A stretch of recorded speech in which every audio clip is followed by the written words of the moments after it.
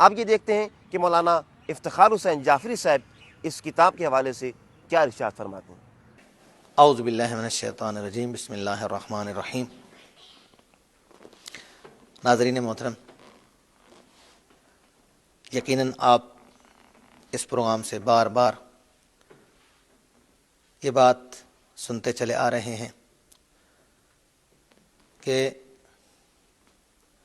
اللہ تعالیٰ نے قرآن کریم کو ہدایت کے لیے بھیجا ہے، نازل فرمایا ہے۔ آج ہماری اپنی اس گفتگو میں ہم جس تفسیر کا تعارف کروانا چاہتے ہیں وہ تفسیر بھی اسی محور میں شمار ہوتی ہے، یعنی اسی حوالے سے وہ تفسیر جانی جاتی ہے، تفسیر معین۔ تفسیر المعین، جس کے مؤلف تحریر کرنے والے آیت اللہ محمد حویدی، حجت الاسلام والمسلمین آیت اللہ محمد حویدی، اور اس تفسیر کا ترجمہ کرنے والے ہمارے بزرگ شخصیت جنہوں نے کئی کتابوں کے ترجمے بھی کیے، کئی کتابوں کے تالیف بھی ہیں، ان کی مؤلف ہیں، حضرت حجت الاسلام والمسلمین علامہ محمد علی فاضل۔ اس کتاب کا جس طرح میں نے عرض کیا، میں اس کے حوالے سے میں اشارہ بھی کرتا چلوں۔ جس مقام پر ضرورت محسوس کی گئی اور دیکھا گیا کہ جہاں پر قرآن کریم کی کسی کلمہ یا کسی آیت کی وضاحت کی ضرورت ہے یا کسی خاص موضوع کے حوالے سے یہ آیت شریفہ گفتگو کر رہی ہے، تو اس کو اسی آیت کے تحت بیان کیا گیا۔ مثال کے طور پر اس تفسیر کے صفحہ 30 پر آیت 3 کا موضوع قرار دیا گیا ہے رحمت خداوندی، پھر اسی کے تحت احادیث شریفہ کو جمع کیا گیا ہے، کنز الاموال سے یہ احادیث ہیں، اور اسی طرح اس کے اگلے صفحے پر جو اگلی آیت شریفہ کا موضوع ہے وہ ہدایت، پھر اس حوالے سے جو آیات شریفہ ہیں، جو روایات ہیں، ان کو جمع کیا گیا ہے غرور الحکم سے، نہج البلاغہ سے، اسی طرح دیگر کتب سے۔ یعنی اس تفسیر کا مقصد در حقیقت یہ ہے، بہت مختصر حوالے سے آیت میں جس موضوع کو یا جس کلمے کو مورد بحث قرار دیا جاتا ہے اس کی تفسیر کر کے، اور اس حوالے سے یا اس کے متعلق جو روایات، جو احادیث شریفہ مختلف کتابوں میں آئی ہیں، ان کو بھی ساتھ تحریر کیا جاتا ہے۔ ہمارا اس حوالے سے، یعنی ہم اپنے ناظرین کو اس حوالے سے یہ کہنا چاہیں گے کہ اگر آپ تفصیل کے ساتھ قرآن کریم کی تفسیروں کا مطالعہ نہیں کر سکتے، اب وقت کی کمی کی باعث، حالانکہ مسلمان کے پاس قرآن پڑھنے کے لیے وقت وسیع ہونا چاہیے، لیکن بہرحال اگر وقت آپ کے پاس زیادہ میسر نہیں ہے تو جس وقت اور آپ قرآن کریم کی تفصیلی تفاسیر کا مطالعہ نہیں کر سکتے، تو اس کا آسان طریقہ یہ ہے کہ اس طرح کی تفاسیر کا انتخاب کریں کہ جن کے حاشیے میں اس آیت شریفہ یا اس کے اندر موجود جو موضوع ہے اس کے متعلق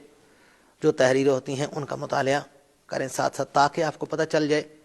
کہ اس آیت شریفہ میں اللہ تعالیٰ کیا پیغام دینا چاہتا ہے، کون سا حکم بیان ہوا ہے، اور کون سا ایک معاشرتی یا شرعی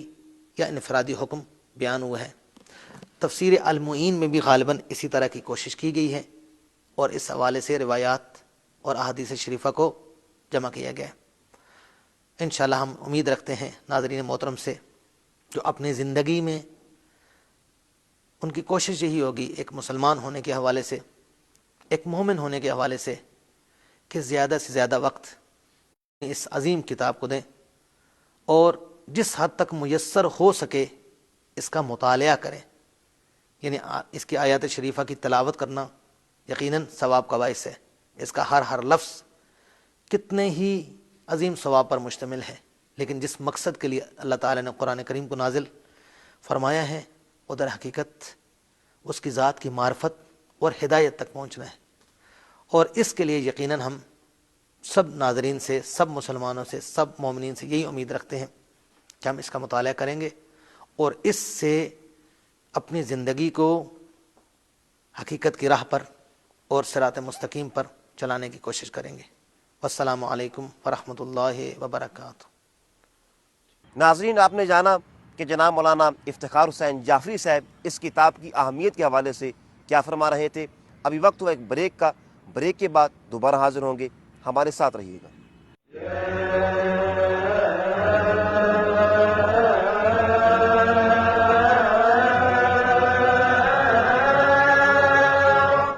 ناظرین، بریک پہ جانے سے پہلے ہم بات کر رہے تھے تفسیر معین کی اہمیت کے حوالے سے، اور آپ نے یقینی طور پہ علماء کی آراء کو جان کے استفادہ کیا ہوگا۔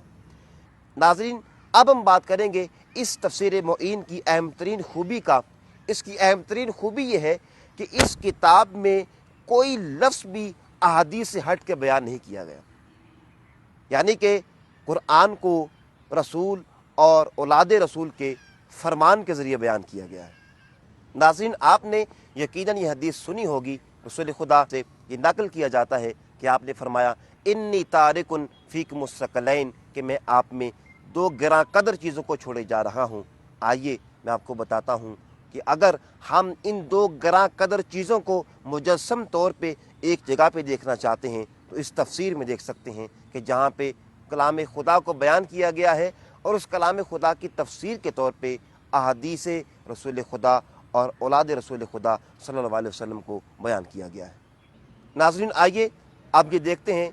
تفسیر معین کے حوالے سے عظیم اسکالر عارف حسین صاحب کیا فرماتے ہیں۔ عظیم تفاسیر میں سے ایک عظیم جو تفسیر ہے وہ تفسیر معین ہے، جس کی جو مؤلف ہے آیت اللہ محمد حویدی، جو عالم عرب کے بہت بڑے عظیم اسکالر میں سے ہوتے ہیں، اور مترجم ہے علامہ محمد علی فاضل مدظلہ العالی۔ یہ بھی بہت ہمارے اساتذہ جامعۃ الکوثر جو پاکستان کا عظیم تعلیمی ادارہ ہے ان کے اساتذہ میں سے برجستہ استاد شمار ہوتے ہیں، اور یہ تفسیر ہے حقیقت میں یہ ایک جلد پر مشتمل ہے، فقط ایک ہی جلد ہے، یعنی جن کے پاس وقت نہیں ہے ان کو صرف اسی کو اگر اسی ایک ہی تفسیر کا اگر مطالعہ کریں تو یہ ان کو بہت بڑا جو ہے بہت سارے مسائل حل ہو سکتے ہیں۔ اس تفسیر کی بھی بہت ساری خصوصیات ہیں جو باقی تفاسیر میں نہیں ہے۔ ایک بنیادی جو خصوصیت ہے، ہر آیت کے ساتھ اس کا جو موضوع ہے وہ بیان کیا ہوا ہے، یعنی ہر آیت کے ساتھ اس آیت کا جو موضوع ہے، مثلا یہاں پر پہلی جو آیت ہے سورہ بقرہ ہے، سورہ بقرہ کی جو پہلی آیت ہے ان میں بھی موضوع آیت نمبر 3، یعنی پہلی آیت دوسری آیت تیسری آیت کہہ کریں پہلی آیت کے جو موضوع کے بارے میں یہ آیت کس کے بارے میں ہے۔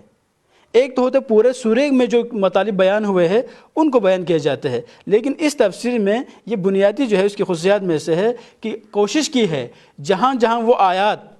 جن کا الگ سے ایک موضوع ہے انہی موضوعات کو الگ سے بیان کیا ہوا ہے۔ اور اس کی ایک اور عظیم جو خصوصیت ہے وہ یہی ہے کہ یہ یہاں پر قرآن صامت اور قرآن ناطق کا دونوں کا ایک کمبینیشن ہے، جہاں پر ایک آیت بیان ہوئی ہے تو ساتھ ساتھ اس کے ساتھ ساتھ ہی اس کے بارے میں ائمہ کے جو فرامین ہے ان کو بھی شامل کرنے کی کوشش کی ہے۔ تو اسی سے ہم یہ بھی کہہ سکتے ہیں کہ ایک شخص جو آیت کو تلاوت کرتا ہے اور ہم یہ دعویٰ بھی کرتے ہیں انی تارکن فیکم الثقلین یا ثقلین، تو یہ ہم تو جانتے ہی ہے، لیکن ایک عام آدمی جن کو پتہ نہیں ہے ائمہ اہل بیت نے کیا کہا ہے، تو جب وہ اس تفسیر کا مطالعہ کرے گا تو وہ بہتر طریقے سے سمجھ سکتا ہے ہاں یہ آیت قرآن میں موجود ہے تو ائمہ اہل بیت نے بھی اسی کے بارے میں گفتگو کی ہے۔ اس سے ہم یہ کہہ سکتے ہیں دونوں الگ چیزیں نہیں ہیں، بلکہ قرآن وہی ہے جو اہل بیت ہے، اہل بیت وہی کہتے ہیں جو قرآن کہتا ہے۔ کیوں؟ اس لیے اگر یہ دونوں الگ الگ ہوتے تو آیات کچھ اور کہہ رہی ہوتی اور ادھر سے ائمہ اہل بیت کچھ اور کہہ رہے ہوتے، لیکن یہاں پر ایسا نہیں ہے۔ ساتھ ساتھ اس میں ایک اور جو خصوصیات ہے وہ یہی ہے کہ بالکل بریف ہے، ایک ہی جلد پر مشتمل ہے، اس میں 3 4 5 جلد نہیں ہے، فقط ایک ہی جلد ہے، تو اسی ایک ہی جلد میں بہت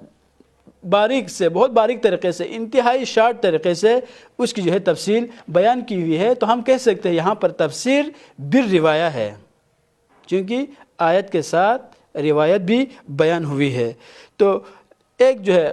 شارٹ ہے، بالکل بریف ہے، اس وجہ سے بھی مفید ہے۔ جن کے پاس وقت ہوتا ہی نہیں ہے تو ہم ان سے یہی گزارش کریں گے، بالکل وقت ہے ہی نہیں ہے تو کم از کم اس ایک جلد پر مشتمل تفسیر کا بھی مطالعہ کریں، تاکہ پتہ چل جائے گا کہ قرآن کیا کہتا ہے اور ائمہ اہل بیت کیا کہتے ہیں۔ السلام علیکم۔ ناظرین، آپ نے جانا کہ عظیم سکالر عارف حسین صاحب اس کتاب کے حوالے سے کیا معلومات آپ سے شیئر کر رہے تھے۔ آپ یہ دیکھتے ہیں کہ اس کتاب کا ترجمہ کرنے والے، جنہوں نے بہت ساری کتابوں کا اردو زبان میں ترجمہ کیا ہے، جناب سرکار علامہ محمد علی فاضل صاحب، اپنی اس کتاب جس کا ترجمہ انہوں نے اپنے ہاتھ سے کیا ہے، کیا فرماتے ہیں؟ اعوذ باللہ من الشیطان الرجیم، بسم اللہ الرحمن الرحیم۔ ناظرین کرام، اس وقت ہم جس تفسیر قرآن کے متعلق عرض کرنا مناسب سمجھتے ہیں وہ ہے تفسیر المعین، جو اس وقت ہمارے ہاتھ میں ہے۔ تفسیر المعین کی اپنی ایک خصوصیت ہے، البتہ اس کے لکھنے والے عالم عرب کے ایک مشہور مفسر ہیں جناب آیت اللہ محمد حویدی، اور یہ تفسیر عالم عرب خصوصاً ایران میں زیادہ مقبول ہے، اور اس کے ترجمے کی کافی مدت سے ضرورت محسوس ہو رہی تھی، چنانچہ خداوند عالم نے اس حقیر کو یہ شرف عطا فرمایا ہے کہ اس کے ترجمہ میں حصہ لیا ہے، اور اس تفسیر کو ابھی تازہ شائع کیا گیا ہے، اور شاید اس کے دوسرے ایڈیشن کو بھی تیار کر کے مارکیٹ میں لایا جا رہا ہے۔ اس کی نمایاں خصوصیت یہ ہے کہ اس تفسیر کی قرآن مجید کی بعض آیات کی البتہ احادیث معصوم سے تفسیر کی گئی ہے۔ کوئی یعنی اس میں دوسری چیز موجود نہیں ہے سوائے اس کے کہ فلاں مثلا ایک آیت میں قرآن مجید میں ہے، جیسے کہ سورہ انفال کی آیت نمبر 47 میں ریا کا ذکر ہے۔ اب ریا کے بارے میں معصومین نے کیا ارشاد فرمایا ہے؟ میں سمجھتا ہوں کہ زیادہ تر یہ اخلاقیات پر مشتمل ہے، اور اس میں ہر ایک صفحے پر کوئی نہ کوئی جو آیت کے خاص موضوعات ہیں ان کو پیش نظر رکھ کر معصومین کے فرامین کی روشنی میں، احادیث کی روشنی میں اس کا احادیث کی صورت میں اس کی تفسیر کی گئی ہے، اور یہ قابل قدر کتاب ہے۔ میں سمجھتا ہوں کہ ہمارے ناظرین کے لیے اس کا مطالعہ بہت ہی مفید ثابت ہوگا، خصوصاً اخلاقیات کے سنوارنے کے لیے۔ ناظرین محترم، اس تفسیر کی جو روش ہے وہ دوسری تمام تفاسیر سے ہٹ کر ہے، نہ یہ تفسیر ترتیبی ہے، نہ یہ تفسیر موضوعی ہے، بلکہ یہ تفسیر اخلاقی ہے۔ یوں سمجھ لیں اس کی روش یہ ہے کہ اخلاق کو سدھارنے کے لیے بہت کچھ کام لیا گیا ہے، اور پھر اس میں صورتوں کے فضائل بیان کیے گئے ہیں، اور ساتھ ہی اور جو بعض آیات ایسی ہیں کہ ان کی کیا خصوصیات ہے یا ان کے کیا یعنی استفادہ ان سے کس طرح کیا جا سکتا ہے، ایک نہایت اعلیٰ قسم کی ہے تفسیر ہے۔ میں سمجھتا ہوں کہ اس کا ہر گھر میں ہونا ضروری ہے، اور کوئی گھر محروم نہ رہے اس تفسیر سے۔ ناظرین، آپ نے یقینی طور پہ علامہ فاضل صاحب کی گفتگو سے اس بات کا اندازہ لگا لیا ہوگا کہ یہ کتاب کتنی مفید، کتنی دلچسپ اور کتنی فائدہ مند ہے۔ خدا ہمیں قرآن مجید کو پڑھنے، سمجھنے اور اس پہ عمل کرنے کی توفیق عطا فرمائے۔ اگلے پروگرام میں ایک اور کتاب کے ساتھ حاضر ہوں گے، تب تک کے لیے اجازت دیجیے، اللہ نگہبان۔